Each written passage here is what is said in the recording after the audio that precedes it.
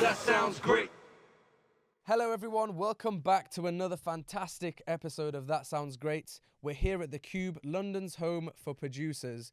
Today we've got a very special guest on the show. However, before we get into it, please make sure you like, comment and subscribe if you're watching us on YouTube.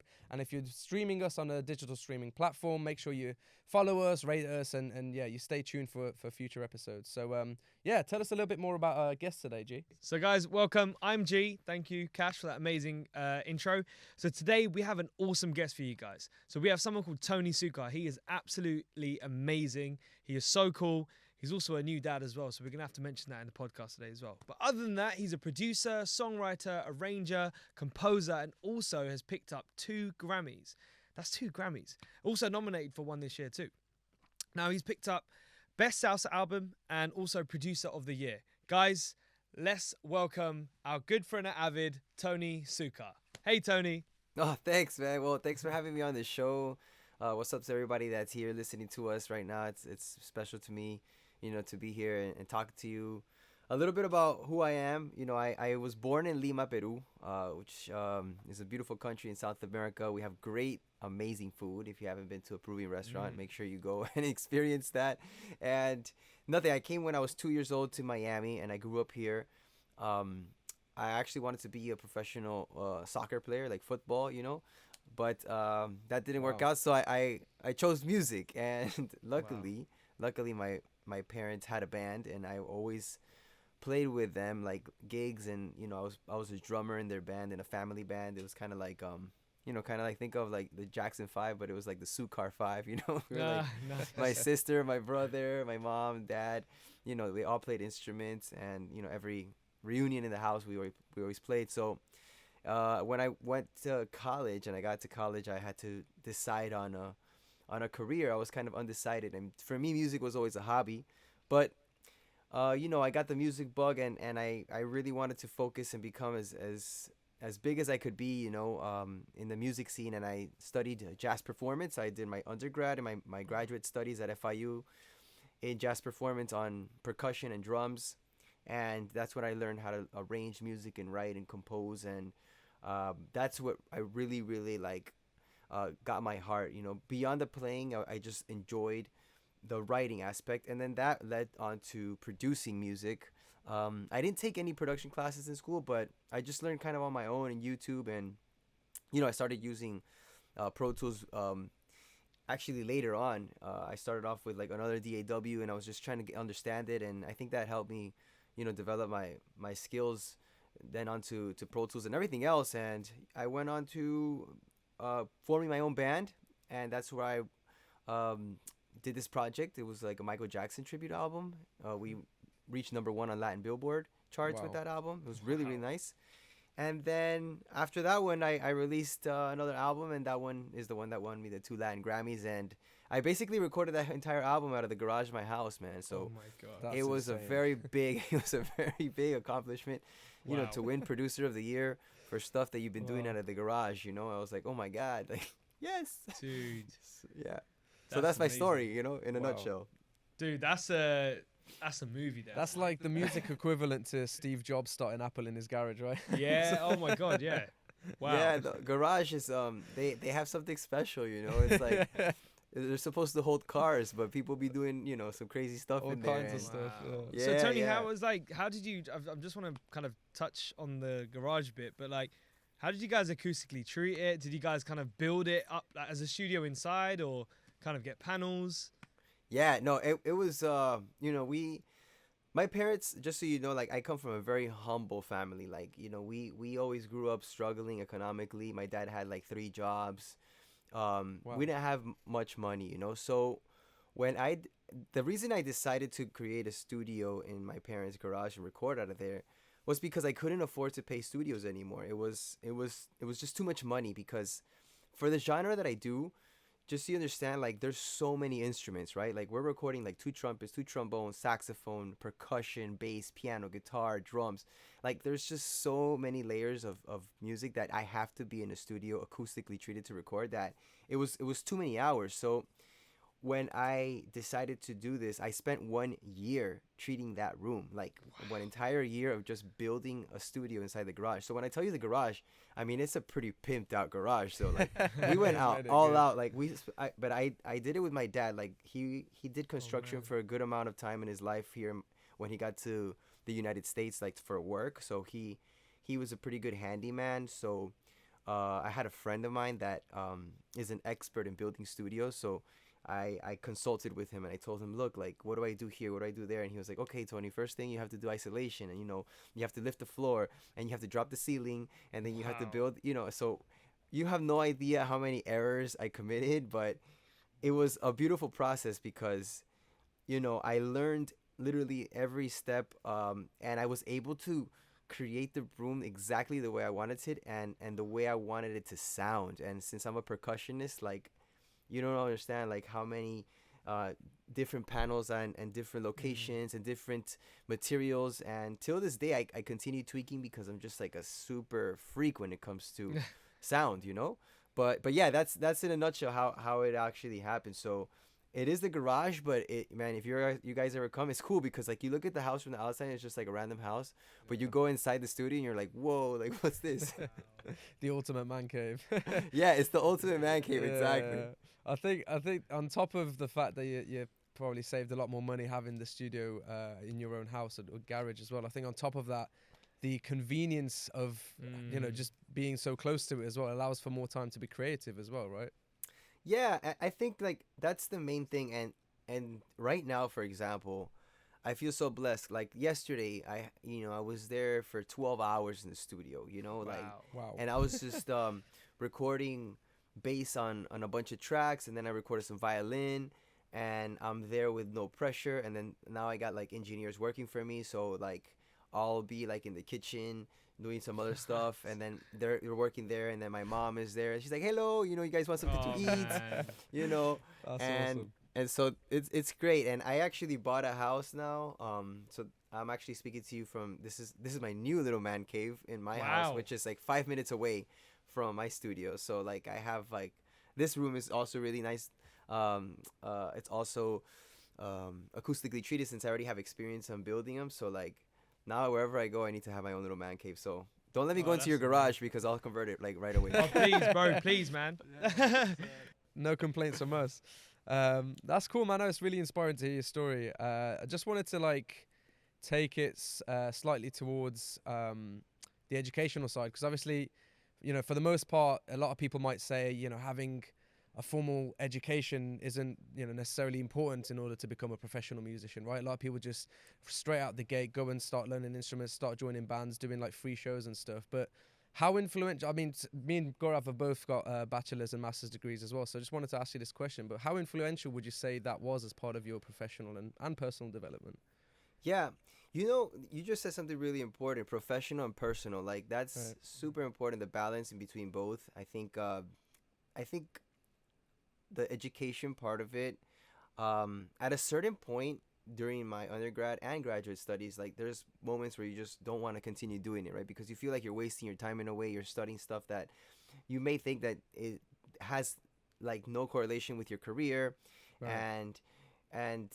But you know what? For me, it was like all, now that I understand of it, it's like it's all part of the process, because when you're a professional musician or producer or whatever, you're actually going to be spending more time doing things that you don't want to do.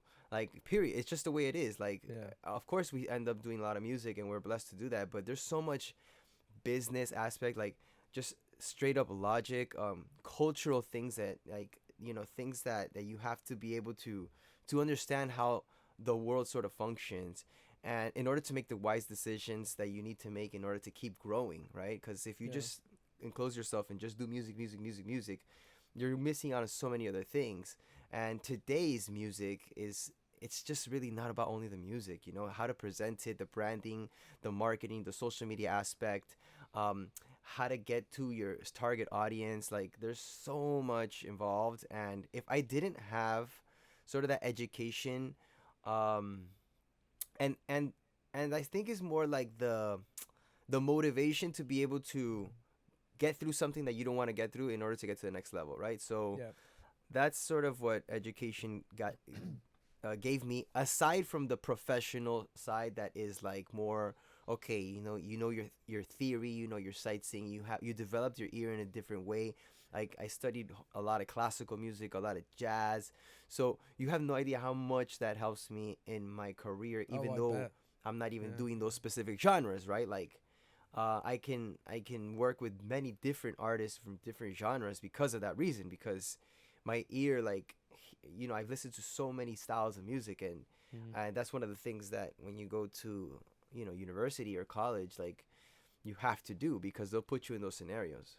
Yeah, I think you touched on a really important note there in the fact that sometimes you have to do things that you might not necessarily think at the time is, worth your time or efficient way of spending your time. But I think in the long run, it helps you achieve even better moving forward, getting that next stage, getting to that next level of being more organized, even if that's just like the foundations of what you learn from that. I think that's a really good thing to take on for your professional career. I think also like building a brand these days is so important, and I think Tony, you hit it right there, man. Is like you are a brand, which is so good, and it's so hard to do that these days. And I feel like education, even when we went uni or when I went uni, kind of at the time I was like, oh man, I'm at uni, but now I'm like, wow, I'm so thankful for the little things, and like little discipline, and like getting up and going to a lecture or a seminar, or just handing my work in on time. Now I'm like, wow, that was like, it's like discipline, right? Yeah. So you're learning certain things.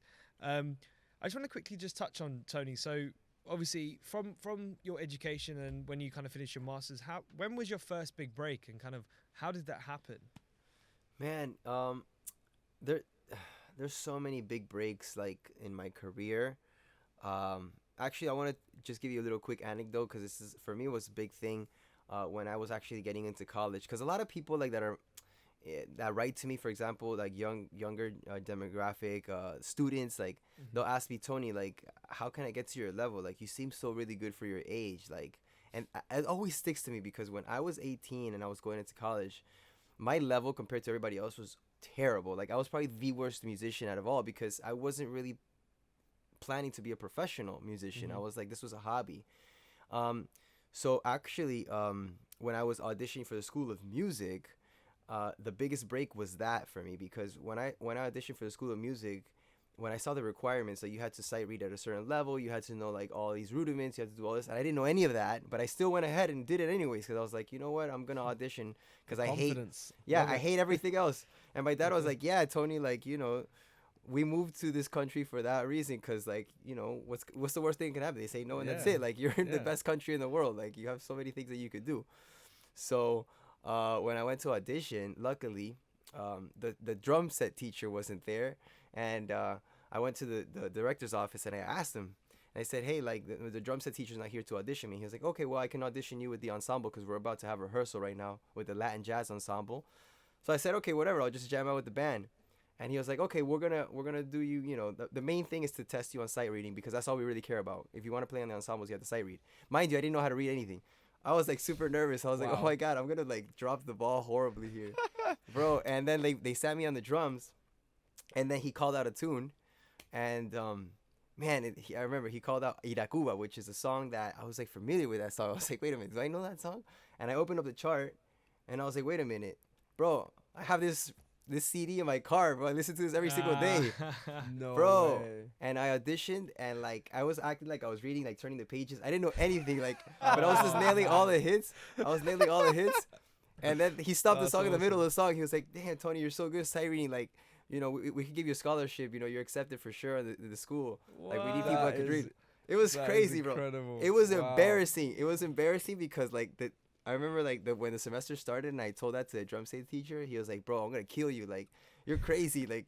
But he gave me a break. He was like, Tony, man, like God is big, God is incredible, and what he did for you, like you needed a scholarship because you don't have any money and you got it, and like Wow. he says, I'm gonna be hard on you so you could learn and you could be the best because I feel like you have the motivation to do it, right? And Yeah. that little quick story, man, is like super inspiring because you just never know, what's gonna happen. You have to like go for it. You have to go Yeah. for it, no matter if Mhm. you feel like maybe you feel like you don't deserve it or whatever, but in this life you have to try your best and you have to like risk it, you know what I mean? Yeah. Because big risk comes with big rewards, and after that, like everything has been sort of like that. Even my biggest break was when I finished grad school and I started my first project, I decided to do a freaking Michael Jackson tribute album. You know, Wow.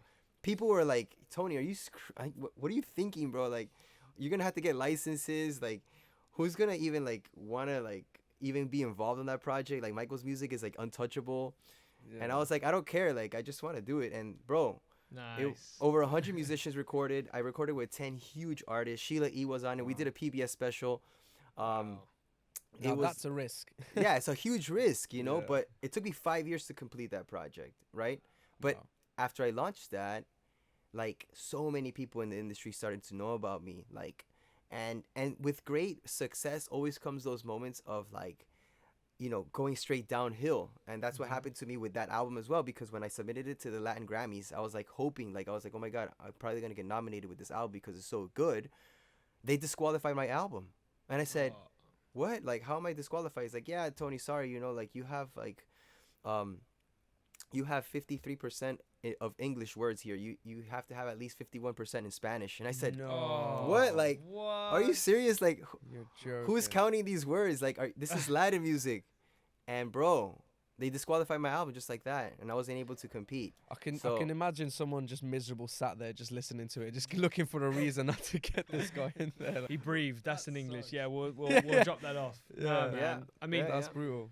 I mean, I've been listening to it recently as well because obviously you were coming on the show and so much other cool stuff we're doing, and I was like, wow, this is remarkable, man. And we're gonna touch on it in a second, but yeah, no, honestly, dude, if I could give out that Grammy, I wouldn't even care. Thanks, Hey, man. he's getting it. Yeah. So just speaking to that that Latin community, like how close is the community in the music industry, and how sort of pivotal was their involvement in your career? Well, the Latin community is, first of all, it's a very diverse community, because a lot of people will have like a stereotypical vision of the Latino community. You know, say like all Latinos are this, you know, or all Latinos are like this. And no, there's just so much diversity. Like, you have like the Mexican like regional music, and that's very huge because they have the ballads, they have the regional, the Mexican, like the mariachi stuff, and then you have Yeah. all of this like wave of super urban music right now, like Latin, like Bad Bunny, you know, Daddy Yankee, like the reggaeton, like it's so like killing it right Different. now, different. Then Yeah. you have like the tropical side, which is my side, like the salsa tropical side, which is Yeah. like Mark Anthony, you know, La India, and Tony Succar, right? Like we're doing all this, like Yes. Puerto Rico, you know, Peru, Cuba, like we're doing all this. And then you have the merengue stuff and bachata, which is Dominican Republic, Juan Wow. Guerra. Like, there's so much music, and every time, like, that's why I love to go to the Latin Grammys, because every time it happens every year. And the first year I went, I it was like an eye opener. I was like, wow, there's so much diversity, but we're here united together, you know, like celebrating our culture. And Miami, which is where I am, is pretty much the hub, you know. It's the spot right now to be at for Latin music. So for any of you listening that is, you know, wants to do Latin music or anything, Miami's pretty much like the place, because like all the headquarters are here, the media, the biggest studios, the labels, everybody's here. So Not to mention the good weather. oh, you Oh, can't man, beat you it, gotta go. brother. You can't beat it. Palm trees. We don't have them over here, bro. We just have like oak trees, so we're jealous, Yeah. man. You gotta come to the beach. You gotta come to my studio. We'll Oh. hit the beach. Yeah. we'll For hit- sure, for sure. We'll hit the salsa clubs. You know. Yeah. Oh man, 100%. You Wow. know what I mean? Sign me I up. wanna see I wanna see a recommendation for the salsa clubs. I imagine it's a good time. Oh man. Oh, it's Tony, we crazy. just want to see you live, man. I'd love to see Tony live. Yeah, right, Just- yeah. That's my highlight for the year done. Thanks, That'd man. be Yeah, crazy. actually, we have a show in Italy, in Milan, Wow. in July Oh, nice. for a cool festival. But I'm dying to do more shows in Europe and Asia. I'm dying to go to like Japan. Ooh. You know, so Yeah, that'd little be by little, ace. you know, Yeah. Yeah. I want like everybody to understand that, you know, everything that I've done, I've never had like a big manager. I've never had a label. Never had an investor. It's all like literally coming from the garage of my parents' house through social media to the world, right? Yeah. And that's to just show you, it's like I'm coming, not as fast as I would want to be, but little by little I'm growing like crazy. And it's thanks to you guys, thanks to the people like that actually consume the music and share it, bro. Like social Yeah. media is so crazy right now. It's amazing. I mean, Tony, I think as well as like you're a very personable person. People can relate to you very well. You know, like going through the education side of things, and also just it's so crazy, but just having a smile and talking to people, and actually it takes you a long way, right? So important, so important. I think like the spirit, right, of who you are is through music, but through life, and it has to correlate. It has to be united. Like you have to be a good person. You have to want to have like some sort of a social impact to like at least, you know, it sounds cliche, but make the world a better place. But like it's true. Like it really is. So like that's the way I see everything is that way. Any type of friendship, any type of person that I meet, like it's always like it's happiness. I gotta give them happiness. Like why am I gonna like, you know, even if I have problems, like no, let's just. And that's my music is that way. If you listen to it, it's like all about that. It's all about the happiness, like celebration, you know, fun. I was gonna say in every single video I've seen of Tony, he's just smiling. He's got the vibes, always man. smiling. Always smiling. Oh, that's amazing. Yeah. So Tony, I want to take it back now to the Grammy conversation we was having, right? So obviously that's a big thing, as you can imagine, right? Winning any award is big, I guess, but obviously Grammys is really special when it comes to music and stuff. So what was it like receiving a Grammy or two? But also kind of like, what was that moment like? How did you feel? And obviously, talk us through that. Did you have to like pinch yourself? No, for sure, man. I had to slap myself. I was like, wow. What's going on? It's surreal because, like, just to put it in perspective, I launched my album, that 2019 album, in May, and the nominations came out like I think it was like somewhat in October, or September, October, and I was not expecting a nomination. Like the nomination for me was like wow, and I received 4 nominations, right, for that album, including Album of the Year, right, which is like wow. How do you get nominated to Album of the Year for, you know, something that it's just so organic, right? And like no label, no like heavy marketing, like just through social media. Like it was, for me, it was surreal. So nothing. I hired a publicist that moment because I didn't even have a publicist. I was like, oh my god, wow. I need a publicist. So it was like going crazy, man. And that whole time, like leading up to the Grammys, was like massive interviews, and everybody was like, who is this guy? Like, who is this Japanese Peruvian kid doing salsa? Like, what? Like, you know, it was like a very big thing. And I remember when everything came down to the night of the Latin Grammys, I had so much build up emotion that it was amazing to celebrate it with my family. Like, because that was the biggest thing. You know, my dad was with me, my wife, my brother, and we were all sitting there. And actually, I got invited by the Latin Grammys to perform that night too. So I was performing, and so it was crazy because I wasn't used to like such like star treatment, because I guess they thought I was a star or something. They were like, you know, I had like an escort like walking me throughout Las Vegas, and like they had like these underground tunnels. Like it's crazy. I was like, what's this? Like, and it, you know, so when the night came, I had like a super good seat, like right in the front.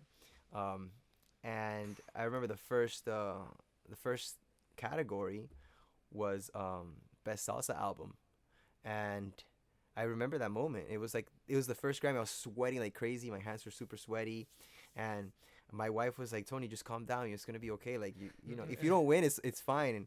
And I was like, "No, I don't. It's not the win. I'm just so anxious. Like I just want to know already. You know." I bet. And I was not expecting to win. And then boom, she opened the envelope, and I saw it kind of like in slow motion. She was like, "Oh man!" No. And then that's when time stands still, right? Yeah. And then when she said my name, I said, like, I don't know. I felt like so much weight got off my back, kind of like if I had like the pressure or something, like if I was trying to. You done it. Yeah. And I was like, wow, like I accomplished it, you know, my lifelong dream of being recognized from the biggest stage in the industry, like just happened. And then that's insane. Yeah, I didn't prepare a speech or anything. Like I just spoke from my heart. And I remember that I walked backstage, and then they were like, "You got to go back to the front because you have another category coming up." And I was like, "Oh my god, yay!" Oh, you know, he's on fire. Yeah, so it was surreal, awesome. And yeah, man. I mean, I celebrated crazy, and I was just nominated for a Grammy now in 2022 here for Las Vegas. wow. And I didn't win this time, but you know, it's always great to remember those moments and celebrate your peers. You know, it's just now 100%. Yeah. now it's cool because I'm like more like relaxed about it. You've got the Grammy. You don't need another one. It's not that. I mean, we always want it, right? We always Yeah, of course, of course, But- of course. But to me, like at this point, like it really is about making great music. Period. Mm-hmm. Oh, Man. it's that time again. Yes, it is. Okay, so just so you're aware, Tony, we have this fun little intersection called the album interlude.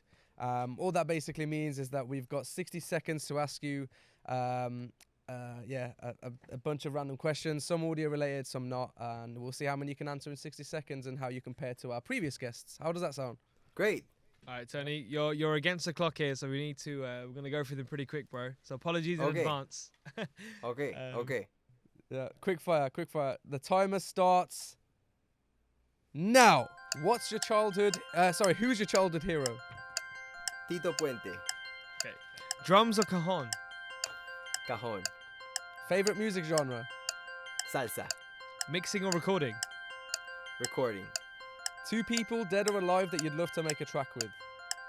Michael Jackson and Bruno Mars. Nice. Analog or digital? Digital. Favorite place to vacate? Aruba. Salsa or jazz? Salsa plus jazz. Like it can't. The combination, yes, the combination. Crypto or NFT? Crypto. Favorite? Oh no, I said it already. Oh god. Mac or Windows? Mac. 100%. Nice. Soccer or American football? Soccer. 100%. Last one. Live stage or studio? Live. That's time. That was good, That's man. How did you know I was going to be the last one? I don't know. I guess I had that sense. Good timing. I had a couple on there left to go. Tony, but you we were ran out of quick. time. It was Yeah, quick, really man. That was yeah, it good. really quick. Loved I it. was trying. It was great questions though. Some of them were really difficult. Like the last one I said live, but that's only because I've been in the studio for 12 hours yesterday. But when I'm in the road, you know, then I miss the studio. So it's kind of like, you know, it depends on what I'm doing at the moment. Yeah. Yeah, and also because of this whole pandemic, you know, I haven't been doing many live shows, so it's like, oh, I miss the people. I miss the people. I miss the stage. Oh You man. can't live without it. Yeah, no, that's awesome, man. So I'm going to take it back to the questions now. So aside from, obviously we was having the Grammys conversation, but aside from winning some Grammys, what would you say has been your personal sort of career highlight? Wow, that's a great question because there's been so many. There really has been.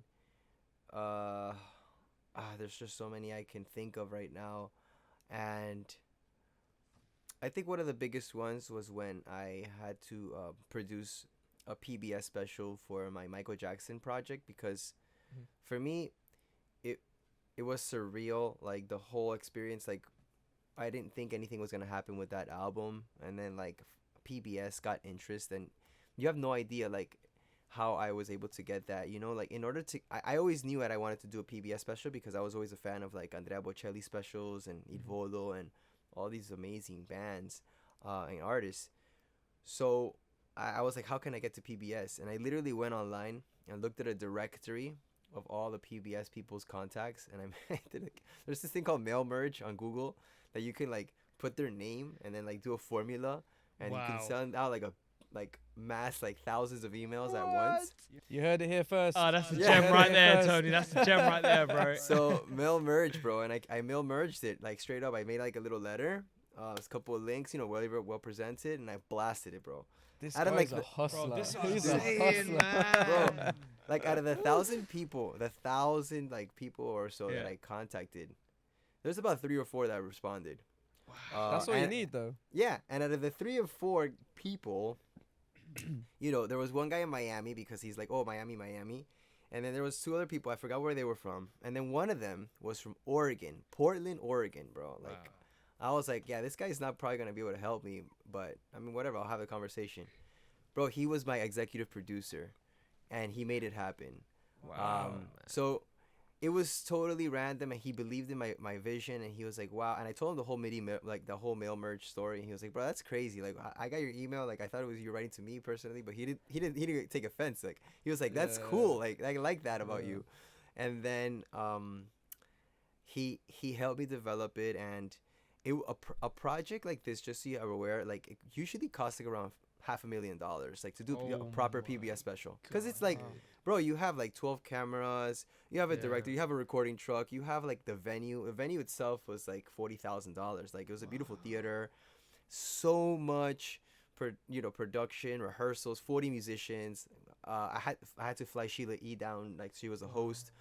So imagine all that pressure on me, that I was barely handling budgets of like 10,000, bro. Like, I was like, how do I do this? So I ended up having like a grant for 200,000 from PB itself, and then 50,000 that Universal gave me as an advance. So I basically had to produce a $500,000 special with half of that budget, right? Bro, it was ridiculous. Like, I'm telling you that I didn't sleep for a good 3 months, bro. I can imagine. So the whole entire thing was edited by me. Not only the music, but the video. Like, I edited the entire concert special. Like, so like a lot of people see it and they're like, man, that's a great special. And like, hell yeah, it is. And I freaking died. I almost died with this thing. Like, I learned, you edited it? bro. Yeah, like the whole thing, Adobe Premiere. I had to like, bro, it was crazy. And like, not only so, yeah, we recorded it on Pro Tools and everything, and then took the whole thing to the studio. And then I had to redub stuff and fix. You know how it is, like, it was so much work, but it prepared me. And that milestone for me was like the biggest accomplishment I think I could ever do, because there was so much pressure. And I handled it somehow, bro. And so I invite you guys to check it out. It's on PBS. Like, you guys can watch it online and stuff. Yeah, we'd have to check it out. What I really like about that is that you literally envisioned it and you made it happen, and you went through hell to get it up. But it's a lesson for any young viewers out there that all you need to do is to just have the vision, right, and then just go after it. Yeah, and get on mail merge. Yeah, mail merge, bro. Like, mail merge, like, bro, and like another quick tip that I can give people is like to go to websites like freelancer.com, like all the logos that I have, like the logo intros of my videos and all those sorts of things. Like, if you hire like a local person in your city, trust me, it'll be very expensive. So you have to manage your budget, right? So like you have to think, this is a music business. Like, you have to think about the business, and the business always comes down to profit and loss. Like, that's all it is. Like, if you have a certain amount of money in your bank, and you have to pay your rent and pay all the stuff, and you have a little bit of money left over, that's what you can invest to make you more money. Like, that's just the way it works. So if you understand that, and you apply it to everything in your life, like, you'll be good. But you have to work hard in the beginning, because in the beginning you won't have a lot of funds. And so websites like that can help you big time. Wow. I just wanted to go back to the Michael Jackson tribute. So just to tell everyone, all the listeners as well. So there was 14 tracks that you rewrote with Latin influence. 14 tracks. Man, that's insane. That's amazing. And obviously you had a lot of special guests kind of helping out and kind of coming. And obviously, I know you briefly touched on it, but honestly, Tony, how hard was it to kind of influence people that you wanted to kind of create this project? And obviously 14 tracks, to rewrite them, that nod says it all. No words. I don't even know how to ask it, but you know what I'm kind of saying. Dude, that must have taken so much time and effort, as well as planning, as well as kind of, yeah. Well, the guy does it all as well. That's the crazy thing. Bro, let me tell you, man, it was so much hard work. And first of all, it was like months of pre-planning, of like, okay, choosing the repertoire, choosing the songs, talking to my friends like that are not even musicians, that are like, yo, like, what are your favorite Michael Jackson songs? Like, what do you think about this song? And like, I was my own A&R, right? And then I was the arranger, so at that time I didn't even have the garage set up. Like I was literally in my bedroom, like literally, like there was my bed. I had my little iMac at the time that would overheat like crazy. I was like, sweating when I was sleeping because like it was like overheating when I was sleeping. I had my 003 Digi 003 back then. You know, Nice. I was like recording at it, and my first demos I recorded. You know, Old like school. I put up old school, bro, putting on my Yeah. mattress, you know, on the wall, like just trying to figure it out. So it was a lot of work, man. But guess what? Like little by little, bro, like you just start convincing people because of the music. Like the music has to be good. So that's where it all starts off. You have to make great music, great arrangements, great productions. And I even got to like Bruce Swedeen. I was able to mix with Bruce Swedeen, like, you know, who like is gets that honor, you know, to sit there with Bruce and him like mix on his Harrison 32 console that he mixed Thriller on, right? Like he mixed the original music and him like doing That's this like insane. salsa, like you know, it was crazy because I remember when I sat down next to him for the first time, and he says, "Tony, man, this is really great, and I love everything, but where's the kick and the snare?" Like, you know what I mean? He was like, Oh man. and I was like, "Wait, Bruce, you know, I gotta explain to you, there is no kick and snare in this music, you know." So like, and then I had to tell him that the congas sort of give you that backbone, so you know it should sound like this, and then you know timbales have to be panned this way. So I kind of gave him the 4-1, but bro, once he put it where it needed to be and he ran it through his like processing, and I was the first person that like I think he ever makes salsa music for, so it was quite interesting as well to see his approach to music in general. Like he has that synesthesia thing. Well, he rest in peace, you know, but he had this like where he can like he has to have the dark the mixing room completely dark and have like little Wow. lights. And he says like he was like, "Hey man, like this sounds like purple, you know, I want it to sound more blue." And I was like, Wow. how do you make something sound more blue? Like he was just, yeah, I have synesthesia, like I can see colors with my EQing, and like I was like, oh my god. That's got to be the God. ultimate superpower. That's as a insane. That is Bro. musician or an engineer. It was another level, man. And ever since then, none of my productions have ever sounded as good because there's nobody I can find that is like Bruce, you know. It's crazy. I when I would ask him, I was like, "Are you using any plugins?" He was like, "Plugins? Like, what is that?" And I was like, "Oh my god, yeah." Yeah. It's like, Wow. and then he was like, "You know, the plugin people come to my studio to emulate my sound. Like, you were getting the sound, you know." And then also, he doesn't use compression. Like, there's no compression. And I'm like, and he's like, "Yeah, compression's for kids." And I'm like, how do you manage this entire monster like 90 track session with no compression? Like, what? Automation to the fullest, bro. He That's sits down. unheard of. Bro. Yeah. It's ridiculous. So you know that to me was another highlight, you know, of my personal career that I could just never ever top. I think. I've got to say, I'm huge on automation as well. I often get lost in a track and just find hours go by. But it's almost like, I mean, I do that. I don't see you know, sounds as colors though. That must be on another level of you know, seeing things differently. I can't imagine what that must be like. Man, Yeah, I'd love to try that. I'd love to just like be in a room and see someone do that. Could you imagine if you just had like some glasses that temporarily gave you that superpower? That would be dope.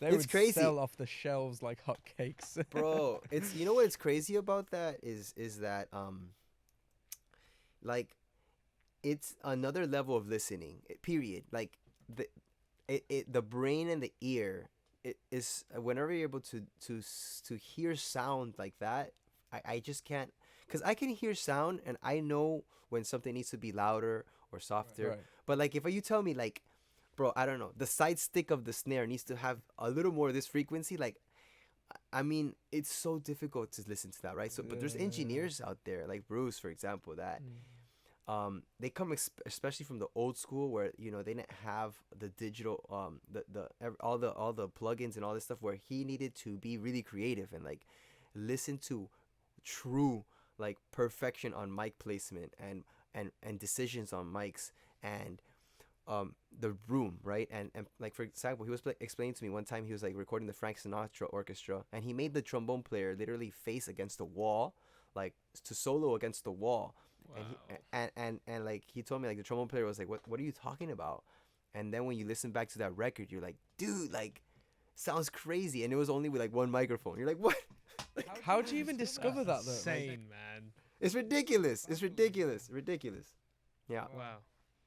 Cool. So yeah, I just wanted to touch up on some of the topics you briefly covered there in terms of mixing and arrangement. How helpful has Pro Tools been for you in your career development? Yeah, I mean, Pro Tools I've been using for quite some time now. It's been over 10 years using Pro Tools, and I've seen the developments. Actually, before, for example, I would record mainly on Pro Tools and edit, right, and then mix, but I wouldn't really program into Pro Tools. I would use like other DAWs for that. But now I find myself programming all the time in Pro Tools, and now it's just my go-to, and that's what I do all the time. And if you see like my little TikToks and Reels, like, you know, I'm always using Pro Tools and programming. I just feel like everything is there, and it makes me work faster. I don't have to transfer anything to any other DAW when I go to any studios, because that's what studios already have all the time. So I feel like that's what I love about it. You know, the developments are, I feel like Avid is always on top of their game too, making adjustments, you know, making things better, more intuitive, and that's the way to do it, man. So as long as I can continue creating music at a rapid pace is better for me, because I'm a dad now too. So it's like, oh my gosh, like so much more limited time. So I love it, man. I mean, what can I say? It's helped me throughout my entire career, and I'm planning to keep going with it 100%. Yeah, that's awesome to hear, man. I think the other thing as well to mention to some of the listeners out there is the fact that you're, particularly someone like yourself who's, into doing all of it, the arrangement, the recording, the mixing, the mastering. It's good to have one platform that you can really go to do all of that as well. Exactly. I used to hate having to, be in one place and then export and then import here, because then sometimes like it makes you like so much more susceptible to like little errors. Like, okay, you exported at the wrong sample rate, and then you imported all your tracks into another sample rate, and then all of a sudden, like, oh my god, like I just decreased the sample rate by half or whatever, and it's like I gotta go back and redo everything. You know what I mean? Like, That's amazing. I feel like it's just, I want to be in one place and that's it, get it done. And recording is so amazing, the playlisting, and I'm just fast in there, bro. They call me the Pro Tools ninja, bro. Oh man, a wise man once said, Pro Tools is the canvas and you are the artist. I mean, yes, that you literally show that, bro, in your music, because you literally use it as your canvas, which is remarkable. But Tony, from that conversation, there's one thing that I picked up, man. You're a new dad, right? So congratulations, of course. Congrats. Big thing. Super excited. How do you handle being such a cool dad as well as having such a busy schedule, man? Give some advice to those out there. How do you do that? I was hoping you'd give me some advice, man. I need some advice.